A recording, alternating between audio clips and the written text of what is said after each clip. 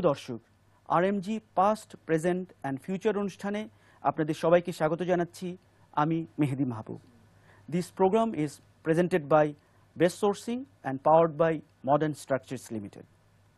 বাংলাদেশের readymade garment শিল্প এবং এই সংশ্লিষ্ট নানা বিষয়ে আলোচনা করার জন্য আজ আমাদের সাথে উপস্থিত রয়েছেন engineer M S. Zaman, president institute of textile engineers and technologist এবং পরিচালক বিকেএমইএ, এবং মিস্টার মোহাম্মদ হোসেন, মহাপরিচালক power cell. Mister Hossain, mister Zaman, welcome to our programme. বাংলাদেশের রেডিমেড গার্মেন্ট শিল্প এখন একটি ক্রান্তিকাল অতিক্রম করছে। নানা ধরনের ঘাত প্রতিঘাত দিয়ে আমরা এগিয়ে যাচ্ছি। রাজনৈতিক অস্থিরতা, সাথে সাথে শ্রম অসন্তোষ। এর আগে তাজরিন ফ্যাশন অগ্নিকাণ্ড এবং রানা প্লাজা দুর্ঘটনা নিঃসন্দেহে এই পুরো শিল্পের উপর একটা বিশাল বড় এক চ্যালেঞ্জ। এই পরিপ্রেক্ষিতে মিস্টার জামান, আপনারা উদ্যোক্তারা কেমন আছেন? এক অর্থে আমরা ভালো নেই। আমাদের সামনে প্রচণ্ড খারাপ সময় আসছে। আমরা খুবই খারাপ সময় অতিক্রান্ত করছি। দেশের বর্তমান রাজনৈতিক অস্থিরতা, আমাদের শ্রমিক অসন্তোষ, আমাদের বেতন ভাতা বৃদ্ধি যেটা 1 ডিসেম্বর থেকে কার্যকর হচ্ছে, সেইভাবে বিচার করলে আমরা খুব একটা ভালো নাই। কেন? মানে আমাদের শিল্প তো আস্তে আস্তে এখন আমরা যদি দেখি যে গ্রোথ হয়েছে এবং এখন আশা করা যাচ্ছিল যে এই শিল্প আরো উন্নতি হবে। চ্যালেঞ্জগুলো কোথায়, সমস্যাগুলো কোথায়? হ্যাঁ, বাংলাদেশ আসলে খুব কম সময়ে পৃথিবীর মধ্যে একটা সাবস্টেন্সিয়াল গ্রোথ, সুন্দর একটি পর্যায়ে এসেছে।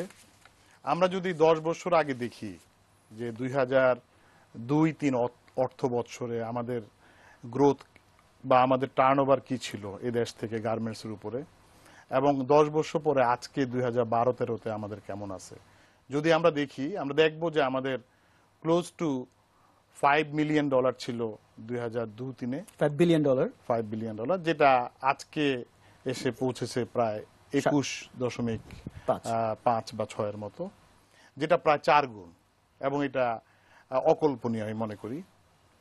অফকোর্স এখানে আমাদের অনেক পটেনশিয়ালিটি ছিল, উদ্যোক্তা যারা আছে তাদের আগ্রহ ছিল, আমাদের ক্রেতাদের আগ্রহ ছিল, সর্বোপরি কোয়ালিটি প্রোডাক্ট আমরা তৈরি করার জন্য আমাদের যে ইচ্ছা এটা তৈরি করেছি, যেটা পৃথিবীতে বিভিন্ন বড় বড় স্টোরে এটা গ্রহণযোগ্যতা পেয়েছে। সবকিছু মিলে কিন্তু আমাদের একটা খুবই সুন্দর সিচুয়েশন আমরা ছিলাম। গত 1 বছর ধরে কিন্তু আমরা খুব ব্যাড সিচুয়েশন ফেস করতেছি, এবং সেটার একটা বড় কারণ কিন্তু আমি মনে করি যে আমাদের শ্রমিক অসন্তোষ। কারণ আমাদের শ্রমিকদেরকে মিসলিড করা হচ্ছে। আমাদের শ্রমিকদের সাথে এন্টারপ্রেনার যারা আছে তাদের যে একটা সুসম্পর্ক ছিল, এই সুসম্পর্ক কিন্তু ব্যাঘাত আমরা দেখতে পাচ্ছি, এবং এটা করে দিয়েছে আমি মনে করি আমাদের দেশের বিভিন্ন সংগঠনগুলি আছে, শ্রমিক সংগঠন, তারা হয়তো ভুল ব্যাখ্যা দিচ্ছে আর কি। কারণ আমরা যতগুলি ইন্ডাস্ট্রি বাংলাদেশে আমরা রান করছি, এখন কিন্তু কোনো ইন্ডাস্ট্রিতে আপনি বেতন ভাতা বা আনুষঙ্গিক যে সুবিধা এগুলি ছাড়া কিন্তু আমরা শিল্প কিন্তু চালানো যাচ্ছে না। সবাই কিন্তু এখন কমপ্লায়েন্স নামে যেই ইস্যুটা আছে, সবাই বায়ারদের পক্ষ থেকে, যেহেতু হ্যাঁ বায়ারদের পক্ষ থেকে, এবং আমরা প্রতিদিন কিন্তু বায়ারদের মনিটরিং এ থাকি যে আমাদের এখানে মাতৃত্বকালীন ছুটি, আমাদের এখানে তাদের ইন টাইম স্যালারি, সরকার ঘোষিত এবং সরকার ঘোষিত মজুরি বোর্ড ঘটিত যে বেতন কাঠামো, সবকিছুই কিন্তু আমাদের মেনে চলতে হবে। আদারওয়াইজ কোনো শিল্প যদি এটা না মানে, তার জন্য কিন্তু অ্যাসোসিয়েশন পক্ষ থেকে তার জন্য কিন্তু অ্যাকশন নেওয়া হবে, এবং বায়ারদের পক্ষ থেকে যদি একটা কমপ্লেইন লেটার হয়, কমপ্লেইন দেওয়া হয়, তখন কিন্তু আলটিমেটলি আমরা এই বিষয় নিয়ে আরো আপনার সঙ্গে আরো আলোচনা করব। আমরা এর মিস্টার মোহাম্মদ হোসেনের কাছ থেকে একটু অন্য বিষয় আমরা জানতে চাই। সম্প্রতি সরকার 10,000 মেগাওয়াট বিদ্যুৎ উৎপাদনের যে মাইল ফলক আলোক উৎসবের মাধ্যমে আমরা সবাই দেখলাম, জানলাম, গার্মেন্টস তথা শিল্প খাতে এবং সামগ্রিক অর্থনীতিতে এই যে কন্ট্রিবিউশন, এই কন্ট্রিবিউশনকে আপনি কিভাবে মূল্যায়ন করছেন? আপনারা জানেন যে বিদ্যুৎ হলো উন্নয়নের মূল চালিকা শক্তি, অর্থনীতির মেরুদণ্ড। বাংলাদেশের অর্থনীতিতে পোশাক শিল্প একটা অপরিহার্য অংশ। অর্থনীতির মূল চালিকা শক্তি পোশাক শিল্প। একটু আগে জামান সাহেব বললেন 5 বিলিয়ন থেকে শুরু করেছেন, এখন 21 বিলিয়নে এসেছেন। আমরা এই যে ক্রমবর্ধমান প্রবৃত্তির কথা মাথায় রেখেই সরকার বিদ্যুৎ খাতকে সর্বোচ্চ অগ্রাধিকার দিয়েছে এবং তারই ফলশ্রুতিতে আপনি যেটা বললেন, আমরা সম্প্রতি 10,000 মেগাওয়াট উৎপাদনের মাইল ফলক অর্জন করেছি, যা এটা অভূতপূর্ব একটা সাফল্য। আপনারা জানেন যে আমরা যদি বাংলাদেশের বিদ্যুতায়ন যদি 60-এর দশক ধরি, তাহলে 50 বছরে আমরা যেখানে 5,000 মেগাওয়াট ক্ষমতা অর্জন করেছি, আর বিগত 5 বছরে আরও 5,000 মেগাওয়াট অর্জন করেছি। আমাদের ব্যর্থতা অনেক আছে, কিন্তু এই ব্যর্থতা এটা কিন্তু একটা সারা বিশ্বের জন্য একটা অনন্য উদাহরণ, যে যদি ইচ্ছা শক্তি থাকে, যদি কারো কমিটমেন্ট থাকে, তাহলে কিন্তু অর্জন সম্ভব। এবং এই ফলশ্রুতিতেই আপনি দেখেন জামান সাহেব অনেক সমস্যার কথা বলেছেন, কিন্তু বিদ্যুতের সমস্যা ওনারা বলেন নাই, এবং অনেক কমে গেছে। এবং আপনারাও লক্ষ্য করবেন যে অন্ততপক্ষে গত 2 মাসের স্মৃতিশক্তি কারো যায়নি, গত 2 মাসের লোডশেডিং নাই বললেই চলে। 2-একটা যে ত্রুটি আপনারা দেখছেন, এগুলো বিদ্যুতের উৎপাদনের স্বল্পতার জন্য নয়, এটা হলো আমাদের বিতরণের কারিগরি ত্রুটির কারণে। এটা আমাদের জানার মধ্যেই কি সমস্যাটা আছে, কারণ আমরা শুরুতে আমরা উৎপাদনের দিকে নজর দিয়েছিলাম। আমরা যখন এখন আমরা একটা কমফোর্টেবল অবস্থায় এসেছি, এখন আমরা বিতরণের যে সমস্যাগুলো আছে, আমাদের বিতরণ লাইন নির্মাণ এবং এর দক্ষতা বৃদ্ধি করা, এর কোয়ালিটি ইমপ্রুভ করা, আমরা সেই দিকে নজর দিচ্ছি এবং আমি মনে করি যে সেটা আমাদের জনগণ সেটা উপলব্ধি করতেছে। মিস্টার জামান, আমরা পজিটিভ স্টেটমেন্ট আমরা শুনলাম এবং আমরা পাওয়ার সেল এবং সংশ্লিষ্ট সবাইকেই অভিনন্দন জানাই। আমরা সম্প্রতি কিছু রিপোর্ট দেখেছি, বেশ কিছু ফ্যাক্টরিও বন্ধ হয়ে যাচ্ছে। কেন? প্রথমে বলবো যে ইলেকট্রিসিটি একটি অপরিহার্য অংশ আমাদের জন্য, শিল্পের জন্য। এবং আমার মনে পড়ে যে আজকে থেকে প্রায় 4 বছর আগে যখন আমরা নতুন একটা ইন্ডাস্ট্রি চালু করার চিন্তা ভাবনা করেছিলাম, আমরা আরএবির কাছে অ্যাপ্লাই করে কিন্তু 2 বছর ওয়েট করেছিলাম।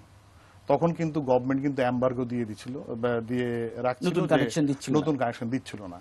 এখন কিন্তু একটা খুবই সুন্দর অবস্থায় এসেছে। এখন কিন্তু ইলেকট্রিসিটির জন্য অ্যাপ্লাই করলে কিন্তু পাওয়া যায়। হ্যাঁ, গ্যাসের জন্য অ্যাপ্লাই করলে পজিটিভ আমরা জানি, কিন্তু আমরা ফ্যাক্টরি বন্ধ হয়ে যাচ্ছে, এটা আমাদের জন্য ইনফ্যাক্ট আমার যেটা মনে হয়, বহিরাগত লোক যারা কিছু লোক থাকে, তাদের ইন্ধনে আমাদের শ্রমিক যারা আমাদের ফ্যাক্টরিতে কাজ করে, বন্ধ হওয়ার আগ পর্যন্ত কিন্তু তারা বুঝে না যে অ্যাকচুয়ালি কত বড় ক্ষতি তারা করতেছে। আমরা এই বিষয়ে আরো আলোচনা করব, আমাদের এখন একটা বিরতিতে যাওয়া দরকার। দর্শক, আমরা এখন একটি সংক্ষিপ্ত বিরতি যাচ্ছি, আমাদের সঙ্গেই থাকুন।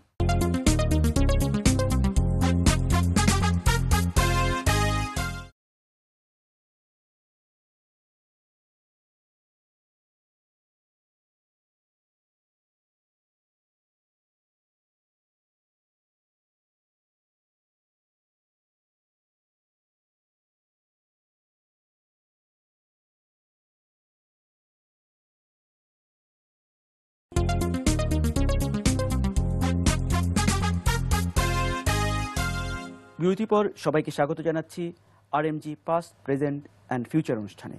আমরা কথা বলছিলাম মিস্টার মোহাম্মদ হোসেন এবং ইঞ্জিনিয়ার জামানের সাথে। মিস্টার হোসেন, পোশাক শিল্পের জন্য বিদ্যুৎ খাতে আপনারা কি বিশেষ ব্যবস্থা নিয়েছেন? আপনাদের কি কোনো স্পেশাল কোনো প্যাকেজ কি আছে যে ইন্ডাস্ট্রিয়াল রিকোয়ারমেন্টের জন্য?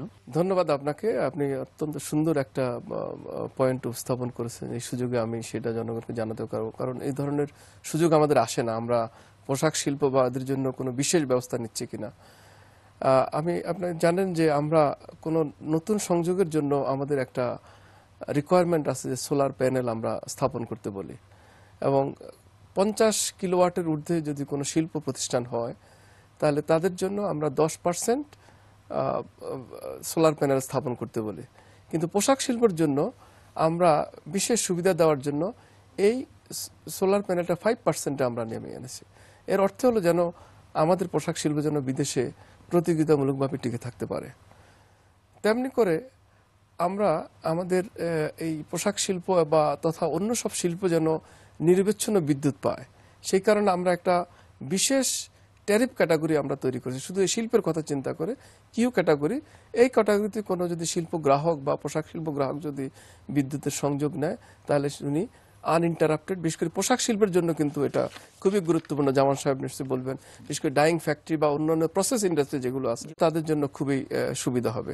এছাড়াও আমরা যেসব ইকোনমিক জোন আছে বা ব্যবসা রপ্তানি প্রক্রিয়া ওইসব এলাকাতে আমরা উদ্যোক্তারা নিজেরাই যদি ওনারা কমার্শিয়াল পাওয়ার প্ল্যান্ট, আমরা একটা পলিসি করেছি কমার্শিয়াল বাণিজ্যিক বিদ্যুৎ কেন্দ্রের জন্য, তারা সেখানে তারা বিদ্যুৎ কেন্দ্র স্থাপন করে নিজেদের বিদ্যুৎ নিজেরা ব্যবহার করতে পারবেন এবং অন্য গ্রাহকের কাছে সেল করতে পারবেন।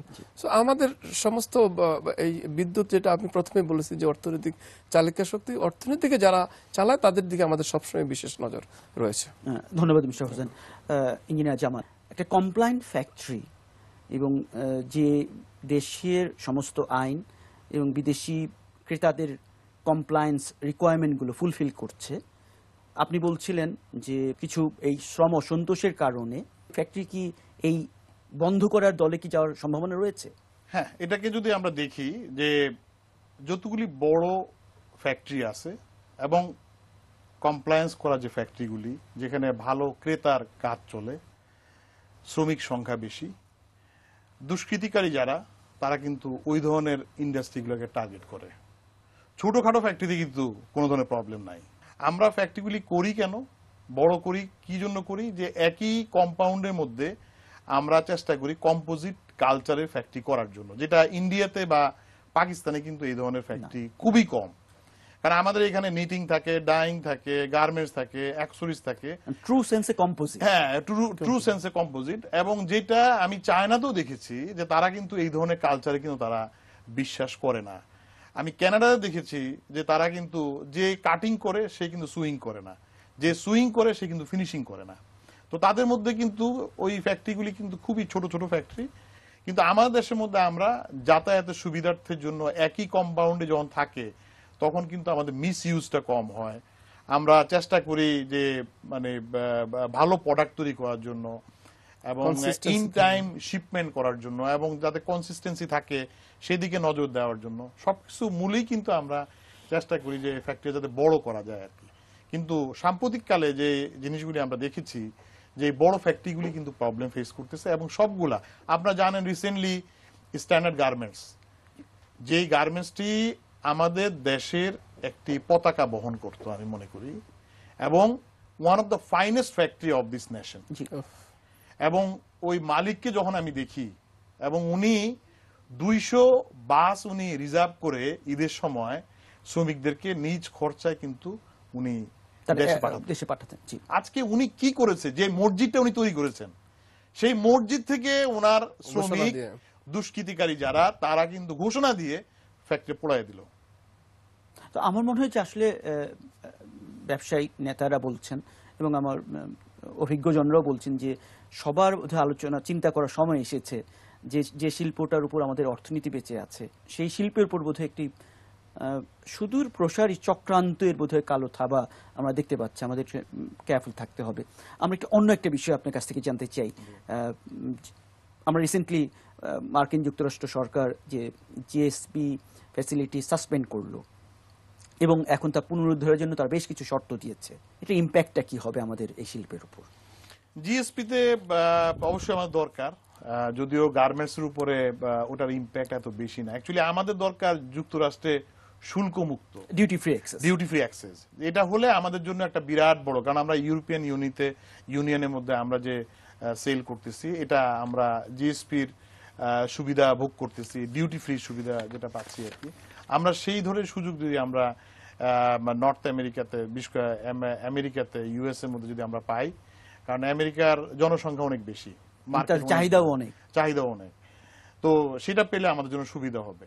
আর আমেরিকা যে শর্তগুলো দিচ্ছে সেই শর্তগুলি কিন্তু আমরা কিন্তু ফুলফিল করতেছি। যেমন আমাদের যে কমপ্লায়েন্স ফ্যাক্টরি যেগুলি, এখানে কিন্তু ওয়ার্কার পার্টিসিপেন্ট একটা কমিটি আছে, like as union, labour union যেরকম, সেরকম কিন্তু ওয়ার্কার থেকে কিন্তু একটা পার্টিসিপেন্ট কমিটি কিন্তু মালিক এবং ওয়ার্কারদের থেকে সমন্বয় একটা কিন্তু কমিটি গঠন করা হয় ফ্যাক্টরি উন্নয়নের জন্য, শ্রমিকদের সুযোগ সুবিধা শ্রম ব্যবস্থাপনার মিলে জন্য, জি। হ্যাঁ।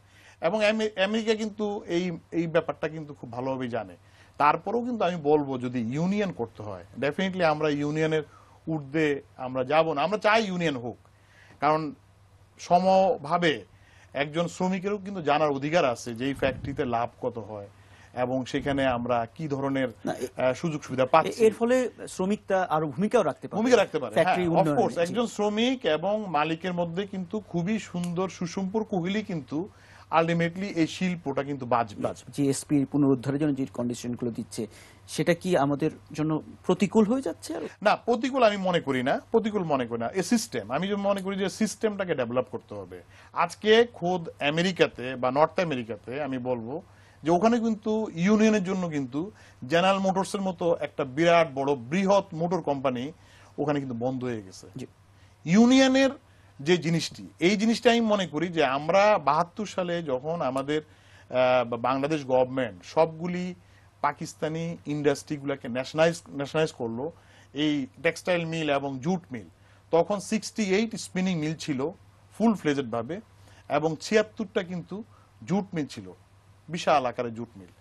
এই জুট মিলগুলি এবং টেক্সটাইল মিল কিন্তু আজকে বিজিএমসি বিটিএমসি আন্ডারে, এরা কিন্তু আজকে আর ফ্যাক্টরি চালাতে পারছে না Loss ইউনিয়নের making এরা, অত্যাচারে। জি।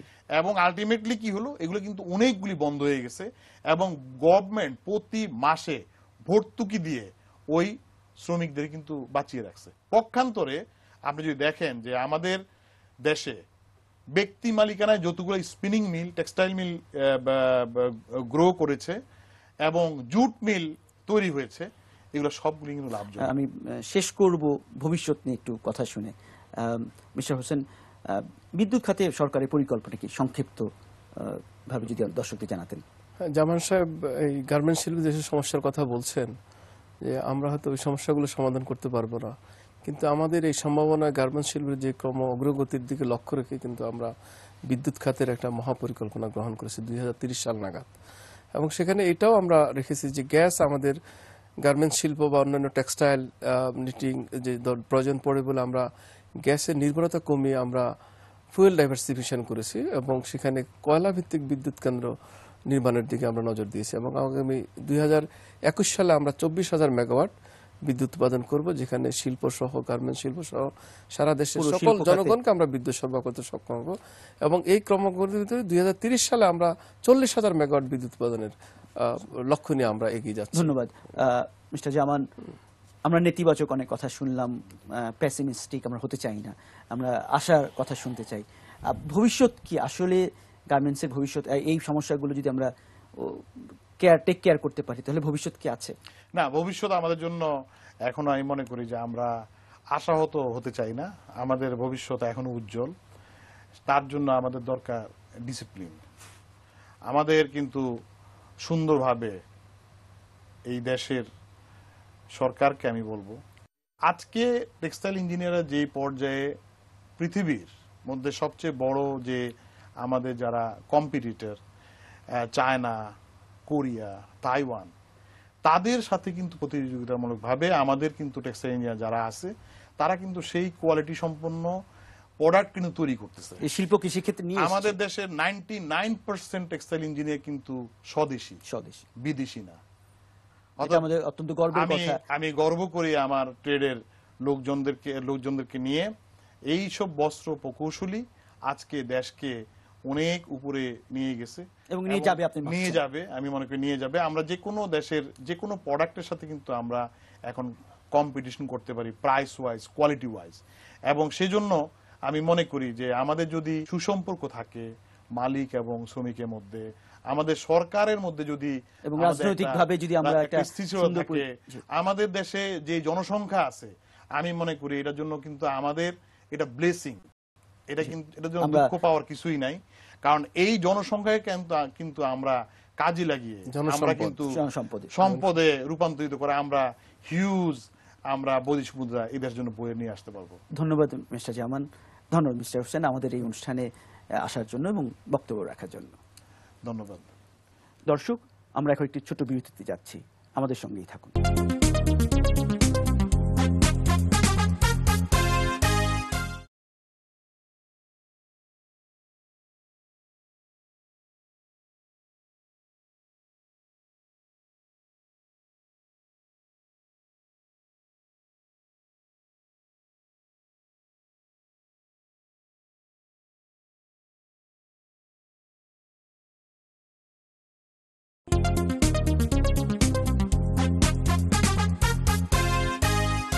আপনাদের সবাইকে আবার আমন্ত্রণ জানাচ্ছি RMG past present and future অনুষ্ঠানে। আমরা আমাদের অনুষ্ঠান একদম শেষ প্রান্তে চলে এসেছি। আমরা অনুষ্ঠান শেষ করব বাংলাদেশি মালিকানাধীন একটি গার্মেন্টস ফ্যাক্টরি পরিদর্শনের মাধ্যমে। চলুন ঘুরে আসি একটি গার্মেন্টস ফ্যাক্টরিতে। 2007 সালের মে মাস থেকে আমরা অপারেশন শুরু করি, প্রথমত 6টা লাইন নিয়ে, এবং গ্র্যাজুয়ালি পরবর্তী বছরগুলিতে আমরা প্রতি বছর একটা ফ্লোর করে এখানে অ্যাড করে গেছি। করে এখন আমাদের এখানে প্রায় 30টা লাইন আছে এবং প্রায় 6000 লোক এখানে কাজ করছে।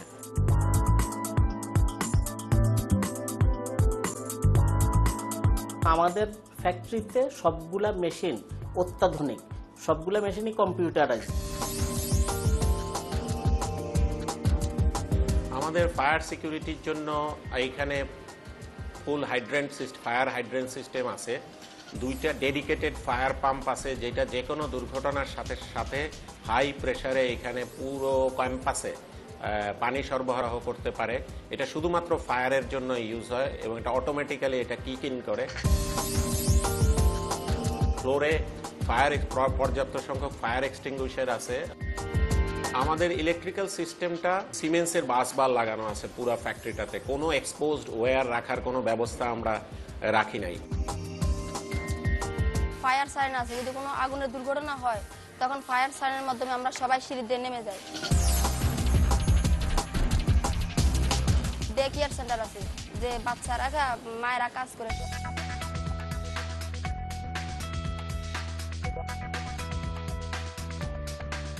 মেডিকেল সেন্টার আছে, বাইরে থেকে ডাক্তার আসে মেডিকেল সেন্টারে। বেশি সমস্যা হলে আমাদের ফ্যাক্টরির গাড়ি দিয়ে আলহেরা হসপিটাল আছে, ওই হসপিটালে নিয়ে যায়। আমাদের এখানে মোটামুটি পৃথিবীর সবচেয়ে বেশ বড় বড় রিনাউন্ড বায়াররা কাজ করে। আমাদের হেড অফিস যেটা ঢাকাতে অবস্থিত, তারা এদের সাথে সম্পর্ক রাখে। শুনে খুশি হবেন যে এইসব বায়ারদের কারো কারো সাথে আমাদের সম্পর্ক 1 যুগেরও বেশি।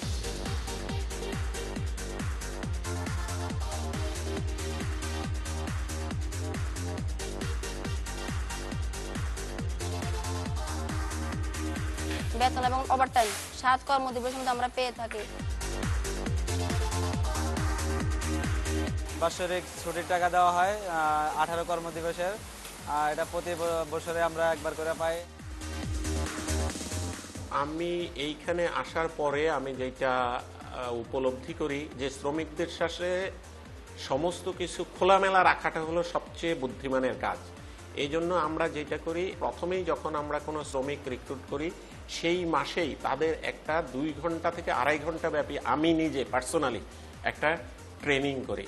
শুধু ট্রেনিং বলতে তাদেরকে ট্রেন করি তা না, জিনিসটা হচ্ছে তাদেরকে আমি বুঝিয়ে বলি যে তারা আমাদের থেকে কি পাবে, আমরা তাদেরকে কি আশা করি, তাদের অধিকারটা কি, তাদের রাইটসটা কি, সমস্ত জিনিসগুলি তাদেরকে আমরা অডিও ভিজুয়াল আমাদের প্রজেক্টর আছে, এগুলির মাধ্যমে তাদেরকে আমরা বুঝিয়ে বলি।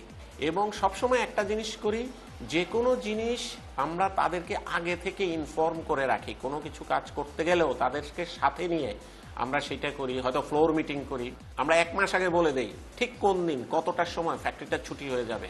ঈদের আগে 3-4টা পেমেন্ট থাকে, হয়তো বেতন আছে, ভাঙা মাসের বেতন আছে, বোনাস আছে, ঠিক কবে কোন সময়ে টাকাটা তাদেরকে দেওয়া হবে, যাতে তারা প্রপারলি প্ল্যান করতে পারে। সেই ক্ষেত্রে তাদের সাথে ভুল বুঝাবুঝির কোনো অবকাশ থাকে না। বিভিন্ন সমস্যা অ্যাডমিনিস্ট্রেশন ওয়েলফেয়ার ম্যাডাম আছে, দেখে সমস্যার সমাধান করে। কোনো সমস্যা যদি আমরা বলতে সাহস পাইতেছি না, তখন আমরা অভিযোগ বক্স আছে, অভিযোগ বক্সের মধ্যে ফেলাই। ওটা পরে আমাদের অ্যাডমিনিস্ট্রেশন দেখার পর মাইকের মাধ্যমে ওই সমস্যাটা জানাই দেয়, সমস্যাটা সমাধান করে মাইকের মাধ্যমে অ্যানাউন্স করে দেয়। তো আমাদের এখানে সুপারভাইজার, লাইন চিফ সবাই অনেক ভালো আচরণ করে, বিধে আমরা এই জায়গায় কাজ করে আসছি।